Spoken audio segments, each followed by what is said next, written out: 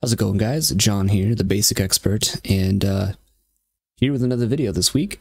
We are going to continue our discussion on Classic Traveler, and we'll see how far we get with it.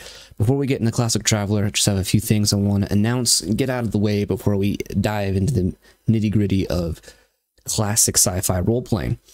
And that is another sci-fi role-playing game. I've made new product. It's going to be coming out here soon. It might be out by the time this video comes out. I don't know.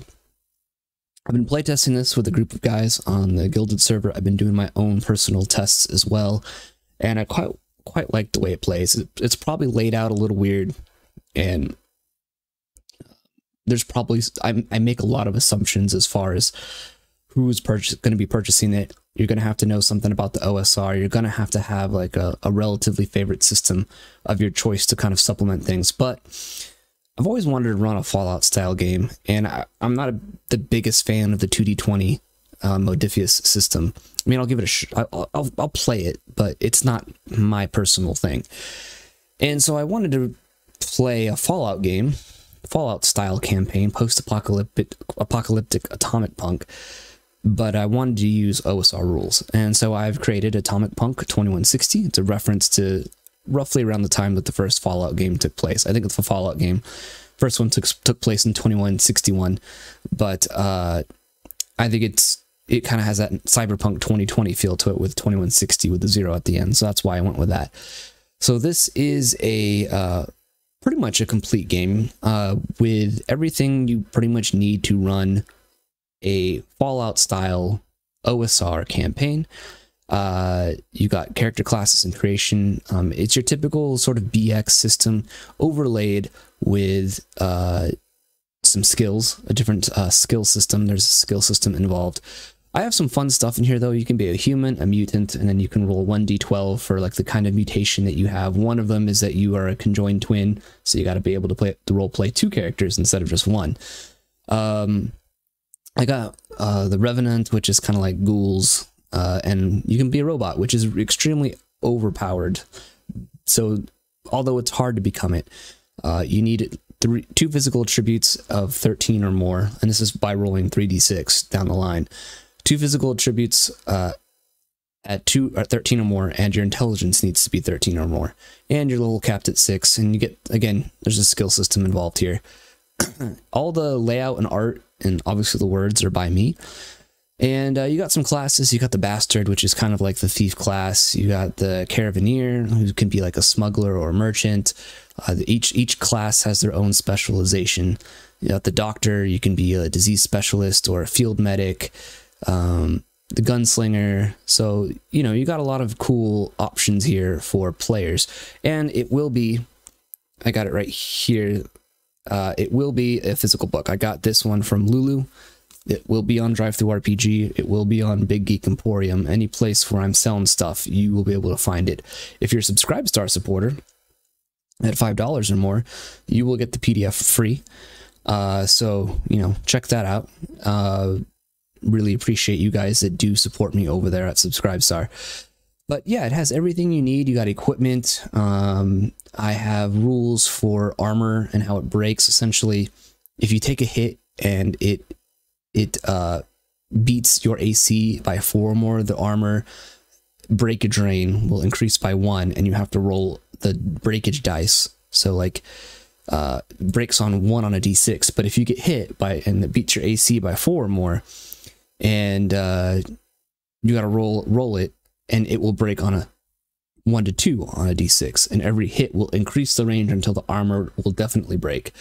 And so it has some cool stuff like that. Different weapons. Let's see. Lots of gear in this. Drugs. I have rules for levels of addiction. You can become a druggie in the game. And it just has some cool, you know, again, I did all the art and illustrations within this, and the layout. So pretty simple game, pretty simple layout, presentation, and book. And I'll skip over to the, you got some animals, some creatures of the wasteland as well. And we got our character sheet over here at the end. So if you're interested in that, I don't know when it will be released, but it will be released soon. And I just wanted to let you all know that it's coming down the pipes. This is what's coming up. The other thing I wanted to show was this channel is now sponsored. So if you use the code TBE10, you can go here to Neckbeardia. They have a YouTube channel as well, much bigger than mine. They make fun content. They're always a hoot. But they sell 3D models, miniatures essentially, as well as STL files. And if you use my code TBE10, you save 10% and you help support the channel. So if you're interested in that, everything's in pounds because they are based over across the pond. So for my US viewers, keep that in mind. But they support the channel. You support them. You support me when you use the promo code TBE10. So check that out. Let's talk about Classic Traveler now. Oh, and one thing too, like you notice the background behind me is all messed up. I don't have a green screen. I have one coming in. I don't know when it's going to get here. Amazon's not very clear. But it should be future videos. This will be the new layout. As you can see, it's a little different. And this will be a lot cleaner. The me in front of the screen will be a lot cleaner. I just think this looks a lot nicer, less bunch of crap on the screen. All those links still work if you want to join my Guilded server or support me on Subscribestar or find me on Twitter. Please do. But those links will be in the video description or on my channel page. So to get this going here, I made a mistake in the last video. I didn't know what trade classifications were because I've read this book so many times now. I should know the game better than this, but it does go through it here. It gives you here on page 120 of the PDF or page 16 of book 3 trade classifications and what they mean and what each planet will be classified as in regards to trade classifications. So, you know, you got agricultural worlds have large portions of their economies devoted to agriculture, duh. They must have an atmosphere of 4 through 9, hydrographic percentage of 4 through 8, and a population of 5 through 7. And you get that for every single sort of trade classification that your planet could possibly have. So that's where we're able to get this here. If we go back up, so poor, non-industrial, and then this is where the non-industrial comes from. You'll be able to figure out if it's non-industrial, if it's agricultural, if it's something else based on the metrics that it gives you here in the rulebook. So we'll skip that for now.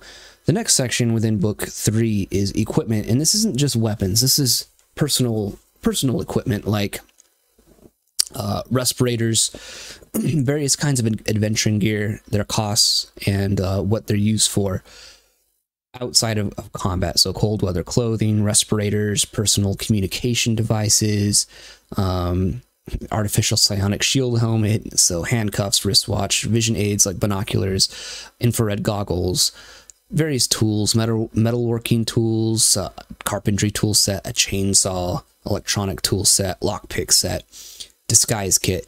Anything that your character might need that could come up is laid out here for you, as well as food and overhead, what the cost is per month for lodging, food, all those things that you will need on the kind of adventure that, again, I feel Classic Traveler is trying to push players towards based on the way the book's written and the kinds of tables and economic trade goods and all that kind of stuff that could come up in a Traveler game. You also have vehicles. Some ships have vehicles on them. Most of the vehicles that the players will probably own right off the bat, unless you give it to them as a referee, which is always fun. Side note, it's fun putting the players in massive amounts of debt. It really gives them a reason to go out there and explore. But you have air rafts, ATV, and it's kind of funny because this is the only point in this book where there's actual art, as you may have noticed when watching all of these videos. So you have these, and you get explanations for what each vehicle is, their costs, and what they can and can't do, what they're generally used for, and all that good stuff. Then we get to the really good stuff, which is encounters. Now, there's multiple kinds of encounters in Classic Traveler. You have non-player characters, NPC encounters, as well as animal encounters, and patron encounters. So there's 3 kinds. A non-player character encounter could be a mundane encounter, like talking to a dock worker and just, you know, hey, you're unloading the stuff from your ship that you're took over from this planet, from this other planet that you've arrived here.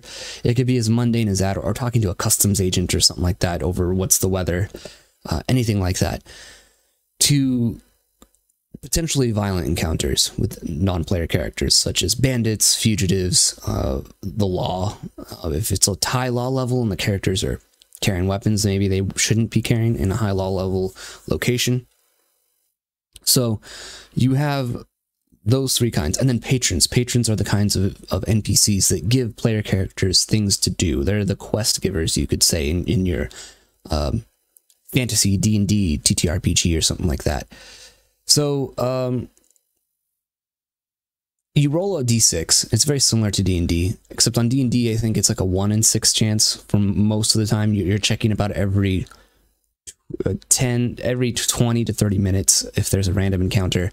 This one just says throw a dice when you feel like it, essentially. Indicating a result of 5 or 6 indicates an encounter, so it's kind of a little more frequently. Encounters with persons are independent of the procedure for encounters with animals, so those are 2 different kinds of encounters.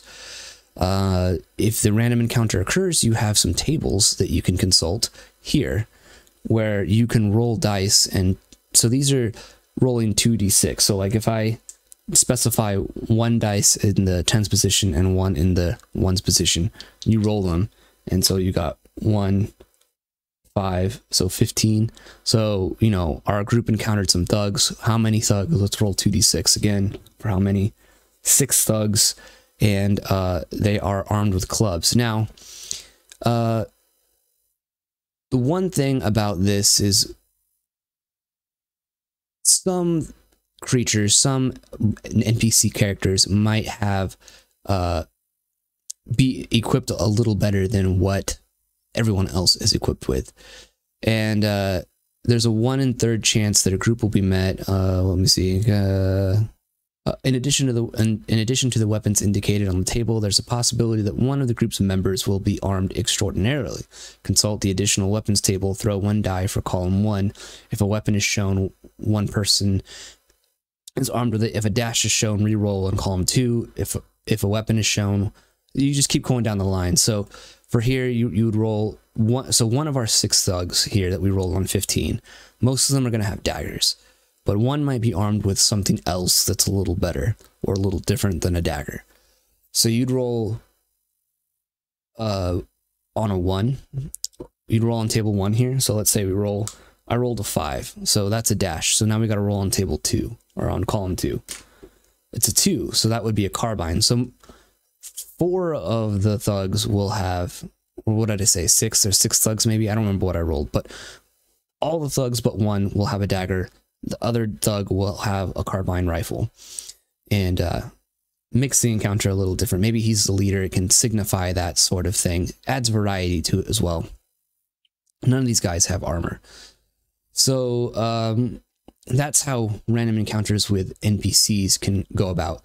You can also try and look for a patron, and there's rules up here for patrons. So in a single week, a band of adventurers may elect to devote their time to encountering a patron. They may frequent bars, taverns, clubs, perhaps the Traveler's Aid building, or any other likely place. 1 throw is allowed for the entire band. A result of 5 or 6 on a die indicates a likely patron has been found. And then I love Mark Miller's little he had to write it in here. 2 dice are thrown consecutively, and the patron table is consulted to determine the general character of the potential patron. If necessary, the patron's personal characteristics are generated at this point. So you're going to roll for endurance, strength, dexterity, social standing, all of that kind of stuff. Then you throw on the reaction table. Generally, 7+ is enough for the patron to probably give the players a job, or to fill them in with more information on maybe what they want the players to do. And so you'd roll here to see what kind there is. So let's roll, we rolled a 5 and a 5. So 5 and 5. We've got an army guy here that is the person that they meet. I'd roll for their statistics, you know, figure out what their statistics are, and do that. And then we'd give it a reaction roll. Again, you can see 7 or more. 7 is non-committal, so 7 or more is enough to potentially get a job from this patron.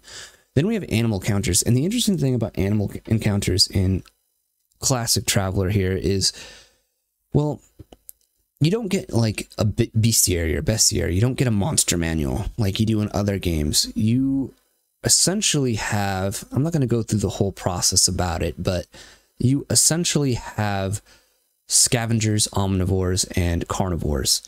And those types of creatures have different kinds of, they essentially have hit points. So you'd roll for,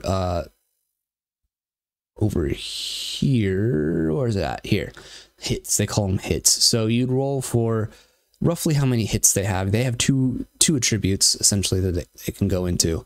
You have weight here, so you'd roll to figure out based on the modifiers that you have what is encountered, and the amount of damage that they would do, and the kind of weapon or natural weapon the creature has, and if they have armor, what you treat it as. So it kind of leaves it up to the referee to decide exactly the name, what the creature looks like.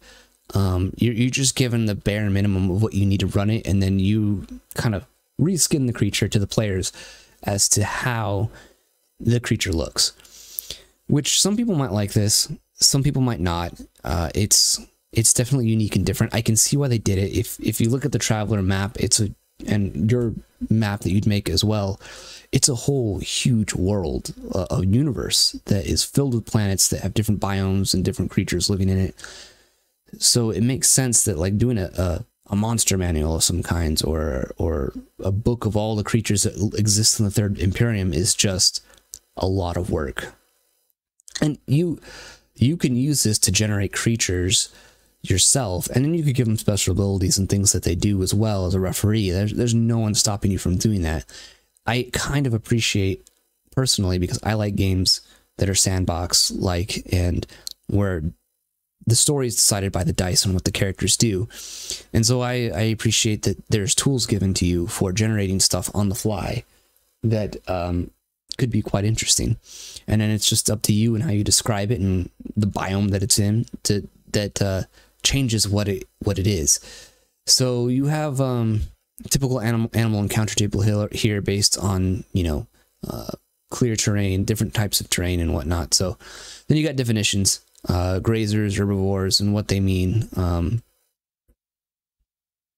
then we get to psionics. So this is where it gets interesting. So characters, psionics kind of are like, you could use it as a Jedi abilities. You could think of it that way. Psychic powers, being able to use like telepathy, or it's definitely influenced by Star Wars, and it's so influenced by Star Wars in that I would say the psionics are kind of looked down upon in the Third Imperium as it presents it here. Because it says there's an institute that teaches people psionics, and it says here, as you can see, because the institute does not advertise its existence, it is quite difficult to locate its facilities. Any world with a population of 9 or greater may have a branch established on it with a throw of 11 plus. Although a branch may exist, so you use a DM roll, or as a DM, use a referee roll to see if on this planet a branch of the institute even exists. Even if it exists, the players still have to find it. They can specify that they want to search for it, throw 9 or more, and +1 DM dice modifier for every level of streetwise expertise, and +1 per level of admin. So if they have both, they might have a really good chance of finding an institute location on the planet. It takes 1 week to search. If the search is unsuccessful, the character becomes convinced that no branch exists in the world. It's as if there is no branch there. If the local branch is located, a character may inform his comrades of success, or he may not. He doesn't have to. Maybe there's someone in the party, in the group, that doesn't like psionics, so you might not want to tell that character, especially if they're like a military character who might rat on you. And then you get explanations of different psionic tests that you have to do. Once you figure it out and you do your training, you essentially roll, and it is modified by how old you are. So the older you are, generally the lower your score is going to be. And again, I think this is something taken from Star Wars and the he's too old to train sort of thing about Luke.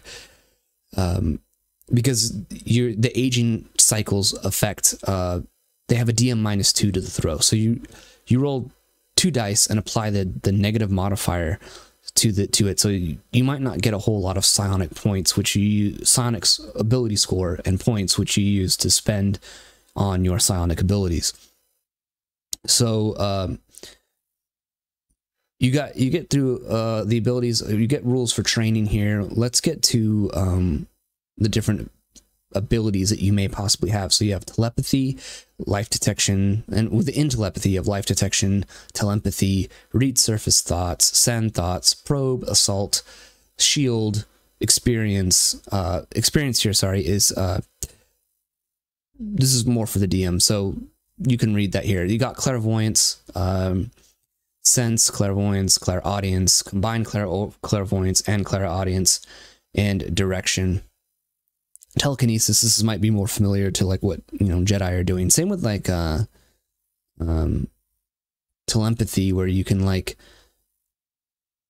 read surface thoughts of individuals or send thoughts or mentally assault them with powers. So I mean, you could use this to run a Star Wars game if you really wanted to. You'd have to reskin some things, but this, I think that's why this is in here in a lot of cases. And also it's just very sci-fi. You have awareness abilities, you know, can enhance your strength and your endurance, regeneration, so you heal a little quicker. Teleportation, which sounds like a lot of fun.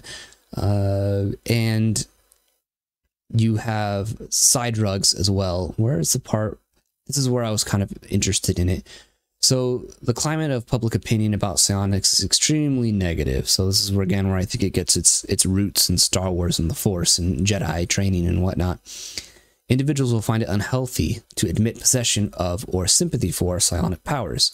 Persons with psionic ability will not admit their powers unless reassured that they are in no danger.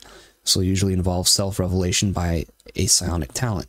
Some hirelings or citizens may have psionic training or ability, throw 12 to have any ability, then determine the actual ability. So you got to roll really well for a hireling to have psionic abilities.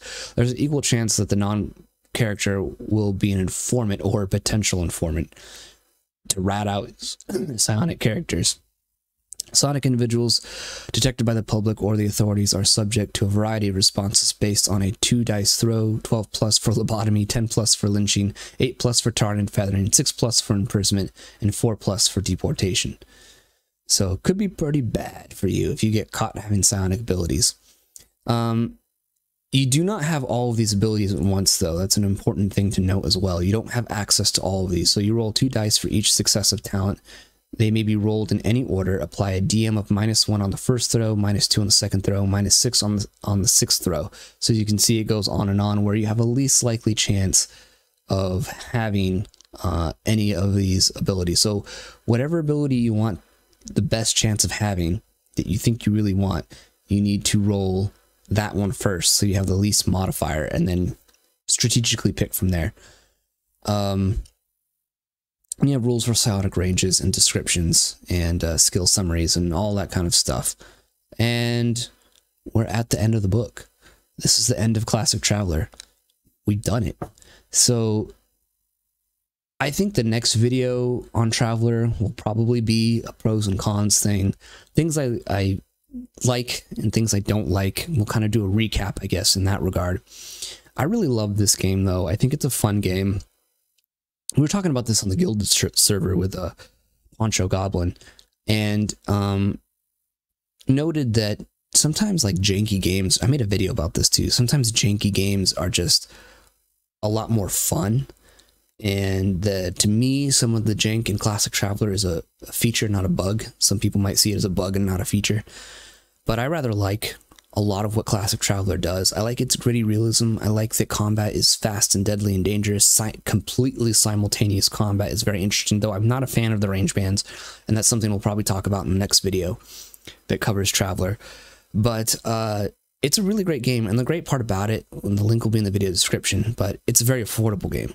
And I think it reads a little easier in a lot of ways. It's a lot easier to understand than some older games are. Like, you might be a little intimidated to read older games, especially if you come from a modern background. I know I was, but Classic Traveler is written pretty well, and the rules are explained pretty well. And where there are gaps, I don't think it's unreasonable to make just a ruling as a referee. That's what your job is as a referee. So I really rather love the game. I think Classic Traveler is great. There's a lot of other great versions of Traveler. Again, I've mentioned Mongoose 2nd Edition Traveler is also quite a fine game. Cephas, the Cephas engine is also pretty much Classic Traveler, and then you have Cephas Deluxe, which there's some things about that one I don't like, and we might cover Cephas Deluxe in future videos as well. But yeah, this is Classic Traveler.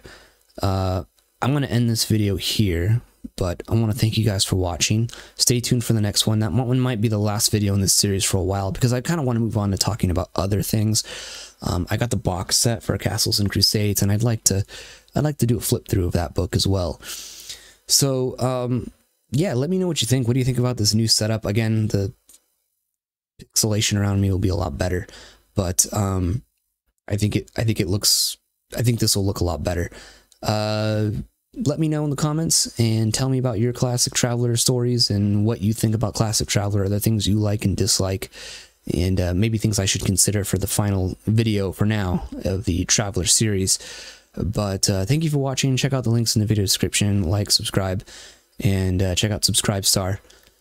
And yeah, until next time, guys. Talk to you later. Peace out.